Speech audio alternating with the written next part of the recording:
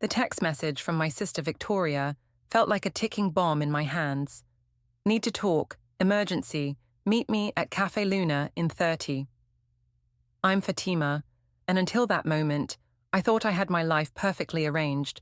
Corner office at 35, healthy investment portfolio, and most importantly, a drama-free existence. But family has a way of shattering even the most carefully constructed piece. When I walked into Café Luna, the aroma of coffee couldn't mask the tension radiating from Victoria's hunched shoulders. She sat in the corner booth, fingers drumming against an untouched cappuccino. "You're late," she said, not looking up. "I'm exactly on time, Vic. What's the emergency?" She finally met my eyes, and I saw that familiar determination that usually preceded her asking for something significant. "The cafe is in trouble." "Your cafe? I thought business was booming." I settled into the booth, already feeling my stomach tighten. It was, until Kerry decided to pull out her investment. Victoria's voice cracked. "She's opening her own place across town. Took half our regular customers with her." I reached for her hand. "I'm so sorry, but—" "I need $300,000, she blurted out, "just to keep things afloat until I can restructure." The number hit me like a physical blow. 300,000? Vic, that's— "You have it," she interrupted. "I've seen your portfolio statements. You could help if you wanted to. Those investments are for my future, my retirement. It's not just spare cash lying around." Victoria's face hardened. "So your future matters more than your sister's present?" "That's not fair, and you know it." I leaned forward, lowering my voice. "What about Nathaniel? Can't he help? We broke up last month. He's been difficult." She waved her hand dismissively. "Look, I wouldn't ask if I wasn't desperate. You're my last hope." "Have you tried getting a business loan?" "Banks won't touch me, not with my credit history." She grabbed my wrist, her grip uncomfortably tight. "Please, Fatima, I'll pay you back every cent, I promise." I gently extracted my arm. "Vic, I love you, but mixing family and business never ends well. I can help you look for other options. Maybe— other options?" She laughed bitterly. "While my life's work goes down the drain, real sisterly of you." "Don't do that. Don't try to guilt me into this." Victoria stood up suddenly, her chair scraping against the floor. "You know what? Fine, keep your precious money. But remember this moment because I sure will." "What's that supposed to mean?" She leaned down, her voice dropping to a whisper that sent chills down my spine. "It means you've made your choice and now I'll make mine. You think your perfect little career is untouchable? We'll see about that. Are you threatening me?" "I'm promising you, sister dear, you'll regret this decision." As she stormed out, my phone buzzed. A message from Rose, my coworker. "Everything okay? You look shaken through the window." I glanced up to see Rose waving from outside, her concerned face pressed against the glass. I waved back weakly, then typed, "Family drama. Need a drink. Tonight?" "Absolutely. The usual place at 7? I sent a quick confirmation, then sat back, trying to process what had just happened. The sister who'd once held my hand through our father's funeral was now threatening to destroy my career. All because I wouldn't risk my financial security on her failing business. My phone buzzed again. "Victoria. Last chance. Help me or watch what happens next." I stared at the message for a long moment before typing, "Don't do something you'll regret, Vic." Her response came instantly. "Too late for that. You've made your choice. Now watch me make mine." I closed my eyes, remembering our mother's words from years ago. Your sister's greatest strength is also her greatest weakness. She never gives up, even when she should. Opening my eyes, I deleted Victoria's messages and stood up. Whatever storm was coming, I'd weather it. I had to believe that choosing financial responsibility over emotional blackmail was the right decision. But as I walked out of Café Luna, I couldn't shake the feeling that this was just the beginning of something much bigger than a failed business loan. Victoria's threats hung in the air like storm clouds, and I had a sinking feeling that our relationship would never be the same again. "Did you see the email?" Rose burst into my office without knocking, her face flushed. The whole company got it. I was already staring at my screen, reading the anonymous message that had just hit everyone's inbox. Your rising star executive isn't who she pretends to be. Ask Fatima about the missing charity funds from her last company. This is insane, I muttered, scrolling through the detailed allegations.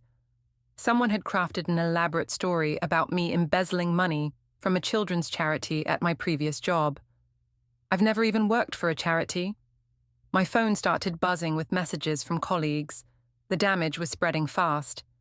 Fatima? My boss, David, appeared in the doorway. My office, now. Rose squeezed my arm as I passed. I'll start damage control. David's office felt colder than usual. He gestured to the chair across from his desk. Care to explain?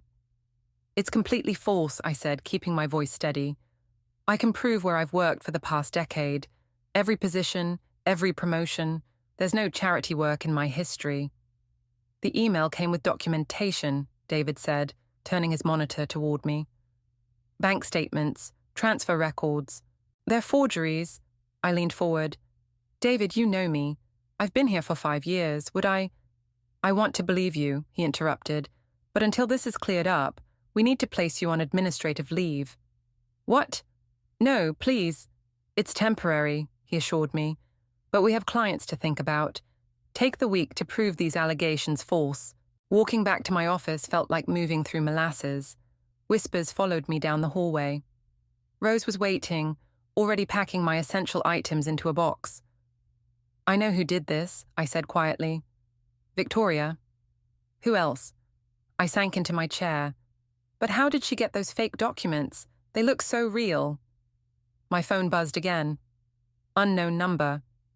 Calm as a bitch, isn't it, sis? It's her. I showed Rose the message. She's not even trying to hide it. We need proof, Rose said, closing my office door. And I think I know where to start. Remember Kerry, her ex-business partner? I still have her number from that charity event last year. I called Kerry immediately, putting her on speaker. Fatima, I was actually about to call you, Kerry's voice crackled through. Victoria's been acting strange lately. She came in yesterday with Nathaniel, asking for access to our old business records. Nathaniel? I sat up straighter. Her ex? Yeah, he's been hanging around the cafe a lot. Said something about helping her with paperwork, but honestly, it felt off. After hanging up, Rose pulled out her laptop. Nathaniel works in banking, right? He'd know how to create convincing financial documents. But why would he help her? I rubbed my temples. They broke up months ago. Maybe they didn't, Rose suggested. Or maybe he has his own grudge. My phone lit up with another message, this time from my mother. Victoria's saying horrible things about you at family dinner. What's going on? She's turning everyone against me, I whispered. And it's working. Rose grabbed my shoulders. Then we fight back, smart and legal. I've got a friend in IT who can trace that anonymous email. And Kerry clearly suspects something's wrong. She might help us. I can't believe it's come to this. I stood up, gathering my things. My own sister. Family can hurt us the worst, because they know exactly where to strike. Rose helped me with the box. But we're going to fix this. As we walked to the elevator, I saw clusters of co-workers quickly dispersing, avoiding eye contact.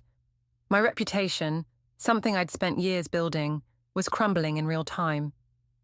Outside, the autumn air bit at my cheeks. Rose helped me load the box into my car. One more thing, she said, pulling out her phone. Look what I found on Victoria's public Instagram. The photo showed Victoria and Nathaniel at a café, dated just yesterday. They were huddled over papers, his banking laptop open between them. Got you, I whispered. We'll start there, Rose nodded. Document everything, build our case. Driving home, I felt a strange calm settle over me. Victoria wanted war. Fine, but she'd forgotten one crucial detail. I hadn't reached my position by being naive or weak. My phone buzzed one last time. Victoria again. How's unemployment treating you? Don't worry, this is just the beginning. I smiled grimly and typed back. You're right about one thing, Vic. This is just the beginning. Then I called Kerry. Hey, it's Fatima. We need to talk about Victoria and Nathaniel. I think they're planning something bigger than just ruining my reputation. Kerry's response sent chills down my spine. You have no idea. Come over now.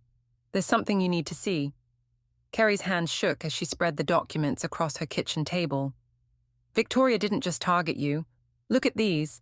The papers revealed a pattern of manipulation, forged signatures, altered bank statements, and suspicious transfers dating back months before our confrontation at Café Luna. She's been planning this for a while, Kerry said, pointing to a document. See this? She transferred ownership of the cafe's equipment to Nathaniel 3 months ago, right when they supposedly broke up. But why? I asked, scanning the papers. What's their endgame? Insurance fraud, I think. Kerry lowered her voice. Last week I overheard them talking about a convenient accident at the cafe. My phone rang. Mom, I answered on speaker. Fatima, you need to come to the house right now, she said, her voice tight with worry. Victoria's here and things are getting out of hand. Kerry mouthed go and started gathering the documents. Make copies first, she whispered. 20 minutes later, I pulled into my mother's driveway. Victoria's car was there, along with an unfamiliar black SUV. Inside, I found Mom mediating between Victoria and Dante, my old friend from college, who now worked as a financial investigator. You had no right to bring him into this, Victoria screamed at Mom, her face red with rage. I had every right, Mom shot back. You're destroying this family. Dante stood when he saw me. Fatima, good timing. Your mother called me about the situation. Of course she did, Victoria spat. Perfect Fatima, always everyone's favorite. Enough. Mom slammed her hand on the coffee table. Victoria, what happened to you? This isn't about favorites. This is about you committing fraud. Victoria's laugh was hollow. Fraud? Please. I'm just trying to save my business while my sister sits on her fortune. By destroying my career, I stepped closer, by conspiring with Nathaniel to commit insurance fraud. Victoria's face went pale. What are you talking about? Kerry showed me everything, Vic. The equipment transfers, the accident you're planning. Kerry needs to mind her own business, Victoria hissed, but I caught the flash of panic in her eyes. Dante cleared his throat. Actually, insurance fraud is my business, and based on what I've seen, you haven't seen anything. Victoria grabbed her purse. This is all lies. Fatima's trying to ruin me because I exposed her charity scandal. A scandal you fabricated, I said quietly, with Nathaniel's help. Mom sank into her chair. Victoria, please. Just tell us the truth. What's really going on? For a moment, Victoria's mask cracked. I saw my sister, the real one, not this vengeful stranger, but it vanished quickly. The truth? She laughed bitterly. The truth is, I'm drowning. The cafe is everything I have, and none of you cared enough to help. So yes, I got creative. And yes, Nathaniel helped me because he actually gives a damn about my dreams. By committing crimes? Dante asked. By doing what's necessary. Victoria's voice broke. You don't understand. Kerry betrayed me. Fatima abandoned me.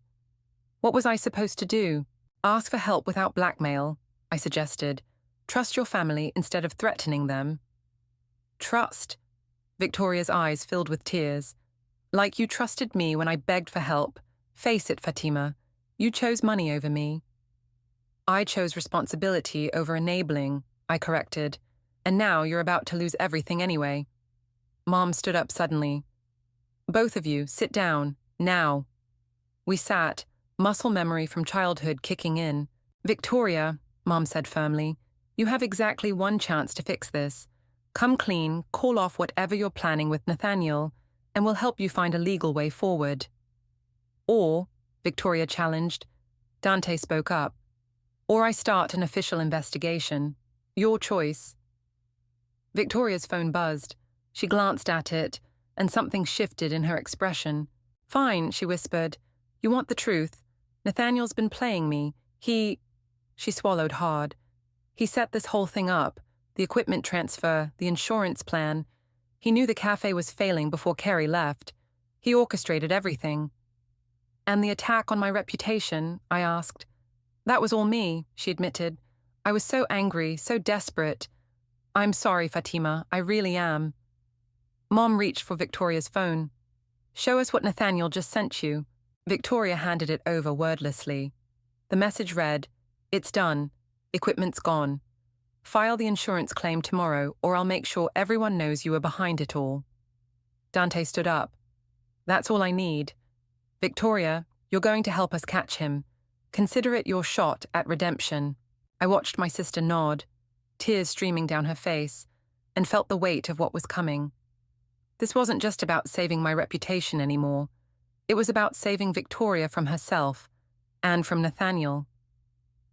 Wear this, Dante said, handing Victoria a small microphone. And remember, we need him to admit to orchestrating the equipment transfer. We sat in Dante's surveillance van outside Victoria's café, watching the evening traffic crawl by. Rose had joined us, manning the recording equipment. What if he suspects something? Victoria's hands trembled as she attached the mic. Then you walk out, I said firmly. Your safety comes first. Victoria caught my eye, surprised by the concern in my voice. After everything I did to you, you're still my sister. Rose adjusted the audio levels. We're getting a clear signal. Remember the code word if you feel threatened. Blueberry muffin. He's here, Dante announced, watching Nathaniel's car pull into the parking lot. Ready? Victoria took a deep breath. Ready. We watched her walk into the cafe, her shoulders straight despite her fear. Through the window, I could see Nathaniel waiting at their usual table, looking smug. Testing, Victoria's voice came through our headphones. Can you hear me? Rose gave a thumbs up, even though Victoria couldn't see it. Crystal clear. Nathaniel. Victoria's voice carried his name with practiced warmth. Thanks for meeting me. Have you filed the claim yet? No greeting. Straight to business. About that, Victoria paused. I'm having second thoughts. Maybe we should... Second thoughts? His voice turned sharp. It's a bit late for that, don't you think? Everything's in place. Where did you take the equipment? Somewhere safe. Don't worry about it. Papers rustled.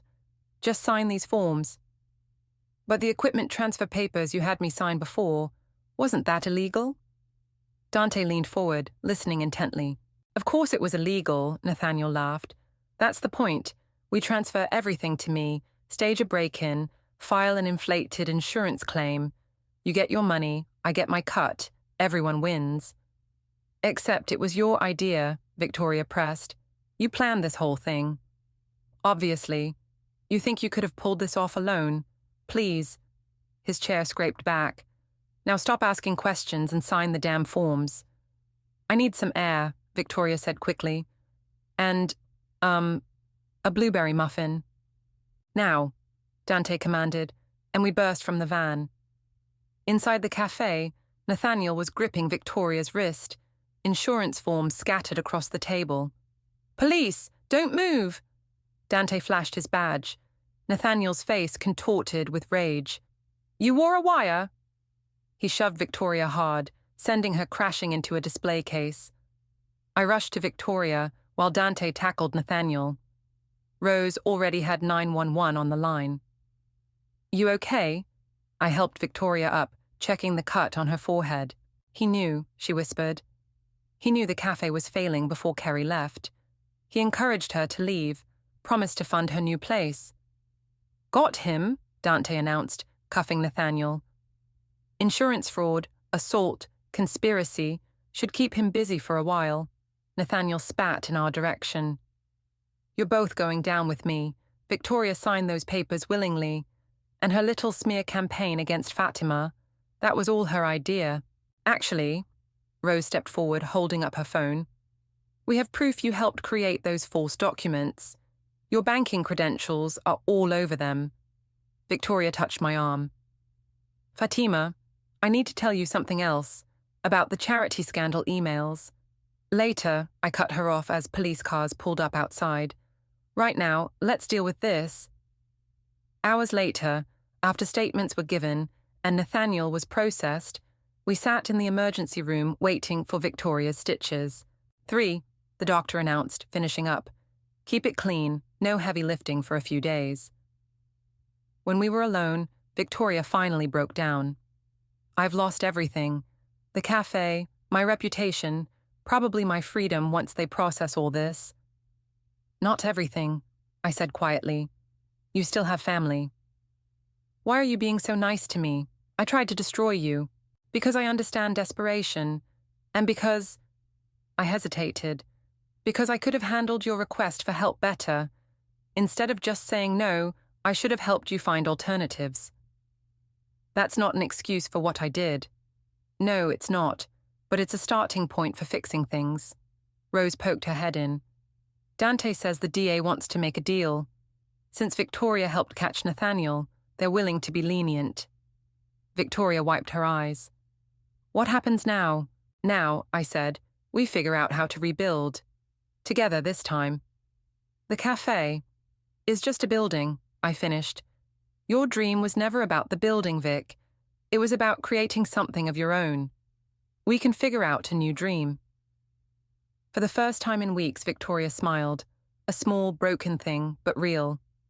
I don't deserve a second chance. Maybe not, I agreed. But you're getting one anyway.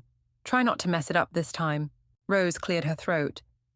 Speaking of second chances, your boss called, Fatima.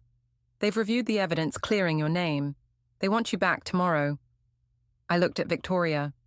See, sometimes things work out. Not how we expect, but they work out. The cafe's windows were dark when we arrived for final inventory. Yellow police tape still clung to one corner, fluttering in the morning breeze. I can't do this, Victoria whispered, her hand shaking as she tried to fit the key into the lock. I gently took the keys. Yes, you can. I'm right here. Inside, the cafe looked like a crime scene, because it was one. Empty spaces where equipment used to be, overturned chairs Nathaniel had knocked over during his arrest, and the broken display case with traces of Victoria's blood still visible on the edge. The insurance company called, Victoria said, running her hand along the counter. They're denying everything because of the fraud attempt. I owe the bank over $200,000. Rose walked in behind us, carrying coffee from a nearby shop. But they're pursuing Nathaniel for the stolen equipment, right? They found most of it in a storage unit under his brother's name, I confirmed. But it's evidence now. And even if Victoria gets it back, I can't reopen, Victoria finished. Not after everything that happened. My reputation in the industry is destroyed. A knock at the door made us all jump. Kerry stood outside, looking uncertain. I let her in. I heard about Nathaniel, she said. The police interviewed me about the equipment transfers. Victoria couldn't meet her eyes. Kerry, I'm so sorry. About everything. I know. Kerry sighed, looking around the cafe. We built this place together, remember? 2 years of planning, taste testing every coffee bean. Before I ruined it all, Victoria's voice cracked. No, Kerry corrected. Before Nathaniel ruined it. He played us both. Rose started gathering broken glass from the display case. The DA says his pattern goes back years.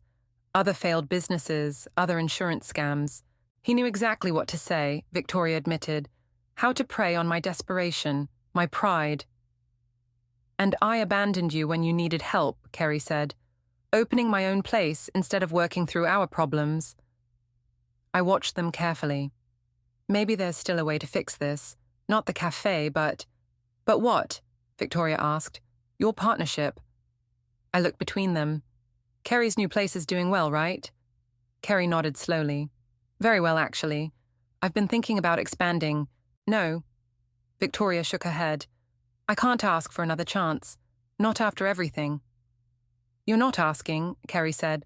I'm offering. Not partnership, not yet. But a job. A fresh start. Victoria's eyes filled with tears. Why would you do that? Because I miss my friend, Kerry said simply. And because everyone deserves a shot at redemption. A loud crash from the kitchen interrupted the moment. We rushed back to find Rose standing over a fallen shelf, old coffee beans scattered everywhere. Sorry, she called out, but look what I found behind it. She held up a dusty photo album. Victoria gasped softly as she opened it. Inside were pictures from the cafe's opening day. Victoria and Kerry cutting the ribbon, their first customers, the original menu board. "Remember what you wrote in our business plan?" Kerry asked, pointing to a photo of their younger selves. "To create a space where everyone gets a second cup and a second chance." Victoria laughed through her tears. "God, we were so optimistic." "Maybe we still can be," Kerry suggested. "Start small. Learn to trust each other again." I watched my sister carefully consider the offer, seeing a glimmer of her old self emerging from the shadows of recent events. "The bank loans," she started. "We'll figure it out," I cut in. "Maybe not 300,000 all at once, but I can help with a repayment plan. The right way this time." Victoria turned to me. "After everything I did to you—" "Water under the bridge," I said firmly. "Besides, Mom would never let me hear the end of it if I didn't help my big sister." "Speaking of help," Rose chimed in, "the women's shelter where I volunteer needs someone to run their coffee cart program. It's part-time, but it could help with the bills while you're getting back on your feet." Victoria looked around the cafe one last time, then squared her shoulders. "Okay, yes, to all of it. The job with Kerry, the shelter program. I want to make this right." "Then let's start now," Kerry said, pulling out her keys. "Come see the new place. We're about to open for the morning rush." As we locked up the cafe for the last time, I caught Victoria staring at the faded sign above the door. "It wasn't a failure," I told her softly. "It was a lesson. A really expensive lesson," she smiled weakly. "The best ones usually are." Rose held up the photo album. "Want me to keep this safe for you?" Victoria shook her head. "No, keep it at the new place. As a reminder of where we've been and where we're going." Together we walked away from the cafe, towards something that felt surprisingly like hope. "You're doing it wrong," I said, watching Victoria struggle with the coffee cart's temperamental espresso machine. "Here, let me show you." 3 weeks into her new job at the women's shelter, and my sister was still adjusting. The cart setup was nothing like her old cafe's professional equipment, but the women here didn't care about perfect latte art. They just wanted someone to talk to. "Maria's coming in today," Victoria said, wiping down the counter. "She has her job interview." "The one you helped with the resume?" "Yeah, she's so nervous, but she's ready. 2 months clean, taking classes." Victoria's voice softened. "These women are incredible, Fatima. After everything they've been through, they still keep fighting." A young woman approached the cart, clutching a folder. "Victoria, I'm scared." "Maria!" Victoria came around the cart to hug her. "You've got this. Remember what we practiced?" "Eye contact, firm handshake, speak clearly," Maria recited, smoothing her borrowed blazer. "And," Victoria prompted, "and my past doesn't define my future." I watched my sister with the younger woman, remembering how just weeks ago Victoria had been the one in crisis. Now here she was, mentoring others. "One confidence-building cappuccino coming up," Victoria announced, finally managing the machine correctly. "On the house." "Actually," Maria smiled shyly, "I can pay today. Got my first shelter stipend." Victoria waved her off. "Save it for lunch after your interview. This one's my treat." After Maria left, clutching her coffee like a talisman, I helped Victoria restock cups. "You're good at this," I observed. "The mentoring part. It's easier to help others when you've been at rock bottom yourself." She paused. "Kerry called yesterday. Says I'm ready to start training on the main counter at her place next week." "That's great. Is it?" Victoria's hands trembled slightly.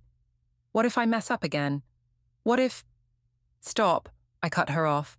"You're not the same person you were 2 months ago." The shelter door chimed as Rose walked in, carrying a stack of papers. "Guess who just got served with court documents?" "Nathaniel?" Victoria asked. "His preliminary hearing is next week. The DA wants you both to testify."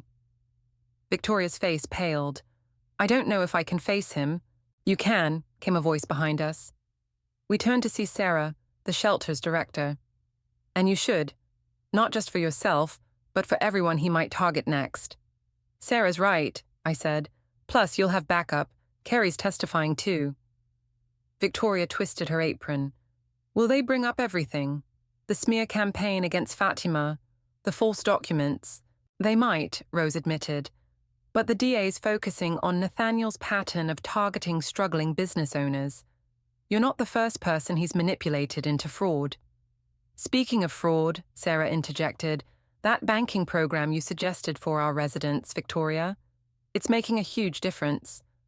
3 women opened their first legitimate accounts this week. Victoria smiled faintly.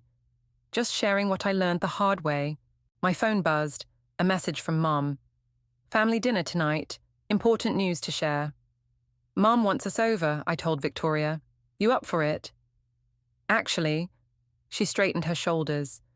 Could we have it at Kerry's café, after closing? I want to show everyone. Show us what? My new project. Kerry's letting me revamp their community outreach program, using what I've learned here at the shelter. Rose grinned. Look who's getting her confidence back. Not confidence, Victoria corrected. Perspective. There's a difference. The shelter door opened again, and Maria burst in, tears streaming down her face. We all tensed, but then we saw her smile.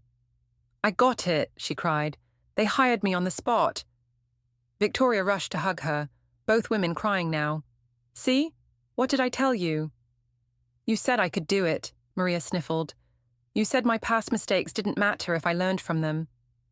And was I right? You were right. Maria pulled back, wiping her eyes. Thank you. For everything. I watched my sister in this moment of pure joy, remembering her words from weeks ago. I've lost everything. But standing here now, seeing her help others rebuild their lives while rebuilding her own, I realized she hadn't lost everything. She'd found something better. So, I said later, as we closed up the coffee cart, ready to face everyone at dinner tonight? Victoria took a deep breath. Ready to face anything, even Nathaniel in court. That's my sister, I smiled, the one who never gives up. No, she corrected, the one who learned when to give up the wrong things to fight for the right ones.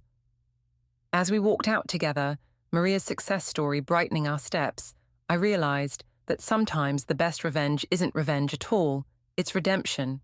The courthouse steps felt steeper than they should have. Victoria gripped my hand as we climbed them, her other hand clutching a folder of evidence against Nathaniel. He took a plea deal, Dante announced, meeting us at the top. Wants to make a statement before sentencing. What kind of statement? Victoria's voice shook. We're about to find out. Inside the courtroom, Nathaniel sat in an orange jumpsuit, looking smaller than I remembered. Kerry and Rose were already seated in the gallery behind the prosecution's table. All rise, the bailiff called. The proceedings moved quickly. Nathaniel's lawyer outlined the plea agreement. 5 years for fraud, with additional charges for assault and conspiracy.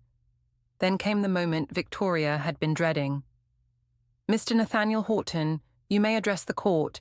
Nathaniel stood, chains clinking. I'd like to speak directly to Victoria, if I may. The judge nodded.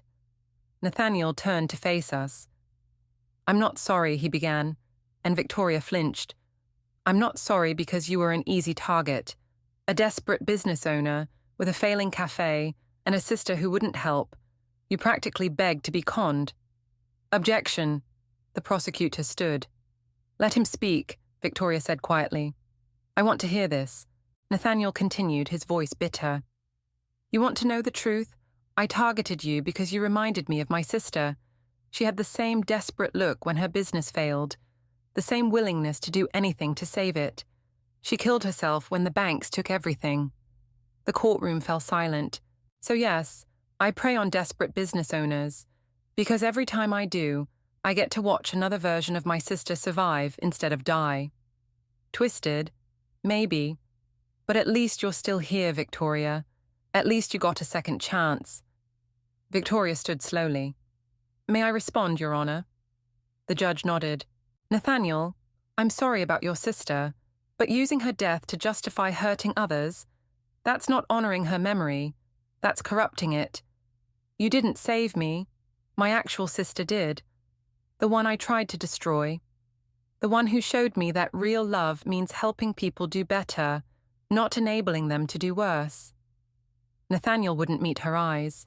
Victoria pressed on. I work at a women's shelter now.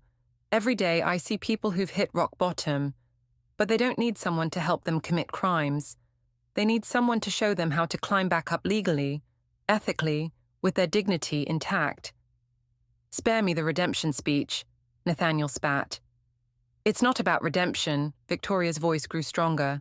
It's about choice. Every day we choose who we want to be. Today, I choose forgiveness. Not because you deserve it, but because I deserve peace. The judge cleared his throat. Thank you, Ms. West.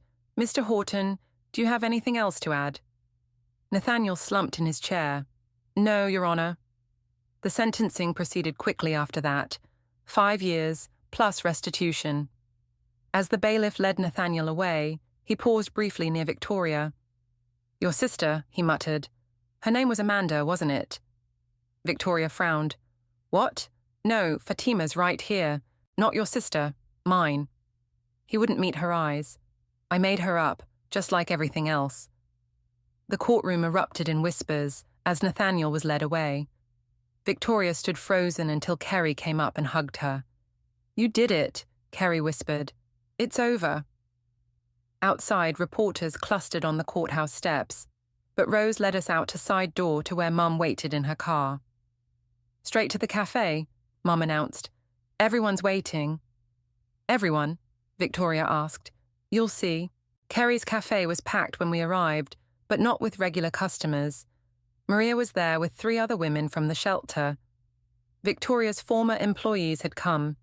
Even David, my boss, stood chatting with Dante near the counter. What is this? Victoria whispered. Kerry stepped forward.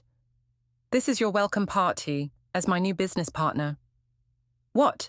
The community outreach program you developed. It's brilliant.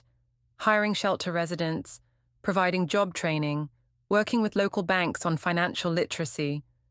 This is bigger than just one cafe. We want to franchise it, Rose added. Kerry's cafe becomes the model, and we expand the program citywide.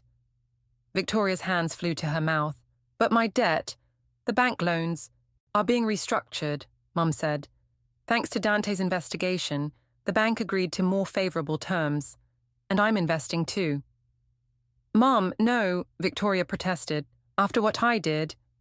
After what you did, you picked yourself up and helped others do the same. Mum hugged her. That's worth investing in. I watched my sister absorb this news, saw the moment she realized that her rock bottom had become a foundation. Partners? Kerry held out her hand. Victoria took it firmly. Partners. As celebrations erupted around us, Victoria turned to me. I never thought. That hitting bottom would lead you higher than before. She smiled through tears. That losing everything would help me find what really matters. Ready for this? I asked Victoria, watching her adjust the ribbon across the cafe's entrance. Ready as I'll ever be, she replied, smoothing down her blazer. The morning sun caught the small nameplate on her lapel. Victoria West, Community Outreach Director. Kerry's Cafe, now officially Second Chance's Cafe and Training Centre, had undergone a complete transformation. The interior now featured a dedicated training space where shelter residents could learn barista skills, financial management, and customer service. Maria approached wearing a supervisor's apron. First training groups here. Through the windows, we could see 5 women from the shelter, all nervously clutching folders. They reminded me of Victoria on her first day at the shelter's coffee cart, scared but determined. Let them in, Victoria nodded. As the women filed in, I noticed something remarkable.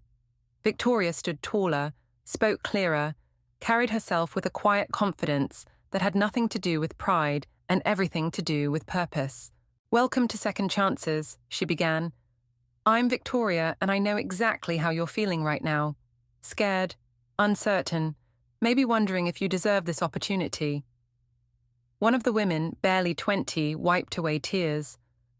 But here's what I learned, Victoria continued. Rock bottom isn't a destination, it's a foundation. Everything you've survived, every mistake you've made, every hard lesson you've learned, it all becomes part of your strength. Kerry appeared from the back, carrying fresh pastries. And speaking of strength, who wants to learn how to operate a professional espresso machine? As Kerry led the training group to the counter, Rose burst through the door, waving a newspaper. "You made the business section," she announced. "Local cafe pioneers, innovative social enterprise model." They interviewed 3 of your graduates, who now manage their own coffee shops. Victoria took the paper, her hands trembling slightly. "Did they mention Nathaniel?" "No, your past, only that you transformed personal setbacks into community triumph. Your reputation is officially restored." "Not restored," I corrected, "transformed, just like everything else." Mom arrived next carrying a small package. "Special delivery from the bank." Victoria opened it carefully. Inside lay a document declaring her business loans fully restructured, with terms that reflected her new partnership with Kerry and the cafe's social enterprise status. "We did it," Kerry said, rejoining us. "All that's left is to cut the ribbon and make it official." Victoria hesitated. "Actually, there's something else I need to do first." She walked to her office and returned with an envelope. "Fatima, this is for you. Inside, I found a check for $300,000.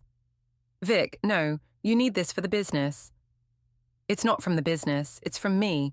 I've been saving every penny I could, picking up extra shifts, consulting for other cafes. It took time, but—" She took a deep breath.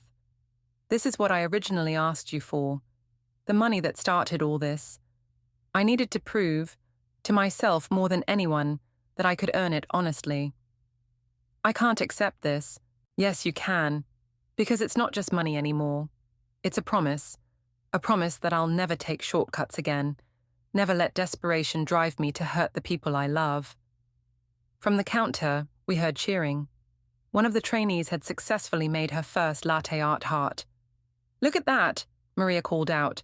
"Perfect on the first try." Victoria smiled.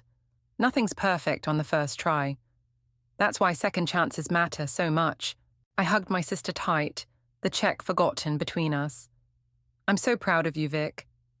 "Save the tears for the ribbon cutting," Rose warned, but she was wiping her eyes too. Outside, a small crowd had gathered, shelter residents, cafe regulars, local business owners curious about the social enterprise model. David stood among them, having become one of our strongest corporate supporters. As Victoria prepared to cut the ribbon, Kerry handed her a familiar photo album. "Think we should add today's pictures to this?" "Definitely," Victoria said. "But first—" She turned to address the crowd. "Someone once told me that karma's a bitter thing, but they were wrong. Karma isn't about punishment, it's about balance. About turning wrongs into rights, mistakes into lessons, and most importantly, turning rock bottom into a launching pad." She raised the scissors. "Welcome to Second Chances, where every cup of coffee comes with a side of hope."